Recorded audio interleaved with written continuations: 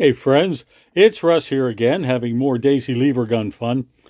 And I pulled something out of the closet that I put together a long time ago. And I just wanted to show it to you, show you some things that I think worked well, some things I think did not work well. But as I said, it was a long time ago. I was still experimenting with different finishes, different appliques, and so forth. If you take a look at this thing here, let me show you from front to back. This is something that I thought resembled kind of a Henry rifle. So I call it Little Hank. This is my Little Hank. And it's a little different from what you might think. You're going to look at the top of this right away and say, oh, he made that out of a Red Ryder. No, actually, you can still read part of this in the paint. It says Model 105B. So this was a 105B buck rifle.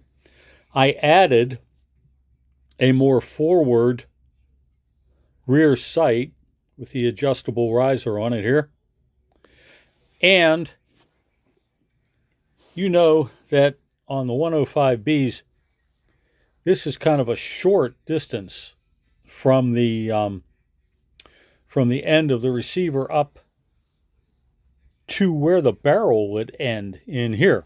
It actually does still end there. What I did, I took a section of this section from another gun that I was making a mare's leg out of, and I attached it to the front. This is actually a collar which I ground to meet the inside and outside dimensions the way I wanted them. And if you look at the front here, it's hollow. It's actually hollow all the way back to here, and the original muzzle is in here. I cut it so that the front sight is no longer on there. The loading gate is still in its original position, so that gives you some idea of how the muzzle is situated from here towards the loading gate. This, of course, is a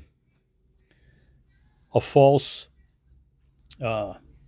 magazine tube which I added, and to help attach it, I used some heavy-duty epoxy on the back end here, shaped it a little bit, and it screwed through the bottom here into that collar and slightly into the bottom of the muzzle assembly. Now, I did an application of different kinds of, I was experimenting with different types of wood panels and things, and I made this so that it doesn't have the recess down here on the cocking lever.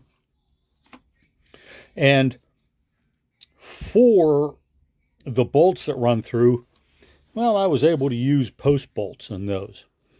Got the ones I needed. I had to fashion some screws and so forth. I don't do that kind of work anymore, but for a first effort, it wasn't all that bad. I did make the big loop lever on here. Thought that looked kind of cool. It does have the anti-bear trap assembly, so it's one of the newer models. And if you look here, you say, well, the finish on that stock is really rough. And you'd be absolutely correct.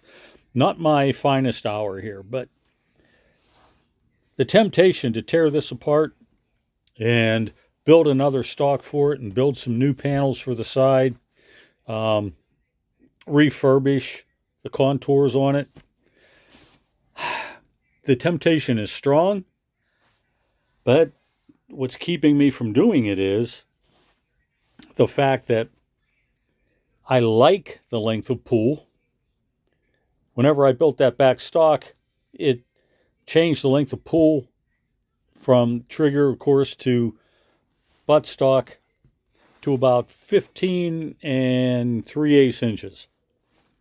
And that's just about right for a fellow my size.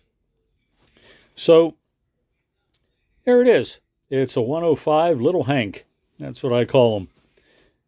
It also has one other attribute.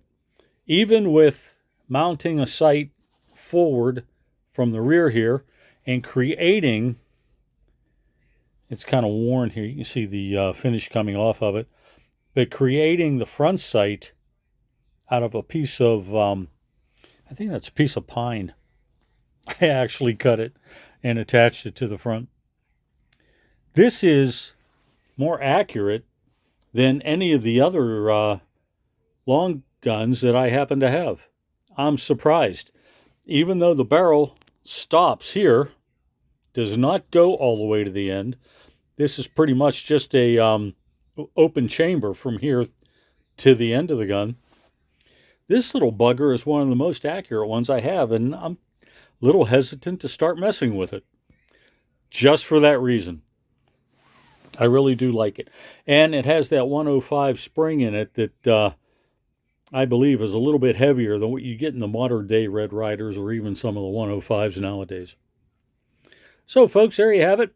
If you like these videos, don't forget to let me know. I'm always looking forward to the comments, and we get a conversation going. That's really great. So this is Russ. Have a great day, and please be safe.